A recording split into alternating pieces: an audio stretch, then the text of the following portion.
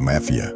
Just the mention of the word conjures up images of powerful dons, secretive meetings, and a code of silence that binds its members.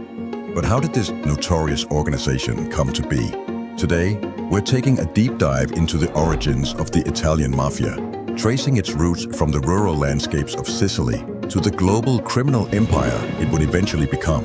The story of the Mafia begins in the mid-19th century in Sicily, a time when the island was marked by deep social unrest and a lack of centralized power. Sicily had long been a place where the rule of law was weak, and people often had to rely on their own means to protect their property and ensure justice.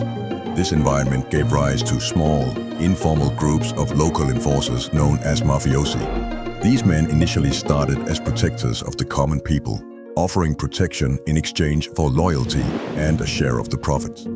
As the years passed, these groups began to grow in power and influence. By the late 1800s, the Mafia had evolved from a collection of local protectors into a well-organized network of criminals who controlled much of Sicily's land, resources, and political life. The Mafia's influence was particularly strong in the countryside, where they enforced their own version of justice and demanded tribute from landowners and peasants alike. The Sicilian Mafia, or Cosa Nostra as it became known, was not just a criminal organization. It was a parallel government, one that operated in the shadows and wielded significant power. One of the key factors that contributed to the rise of the Mafia was the practice of omerta, a code of silence that forbade members from cooperating with authorities. Omerta was more than just a rule. It was a way of life, a philosophy that permeated every aspect of Mafia culture. Breaking omerta was considered the ultimate betrayal, and those who did often met with swift and brutal retribution. This code of silence allowed the Mafia to operate with impunity, making it nearly impossible for law enforcement to infiltrate the organization or bring its members to justice. The Mafia's influence wasn't limited to Sicily for long. By the late 19th and early 20th centuries, waves of Italian immigrants brought Mafia traditions with them to the United States.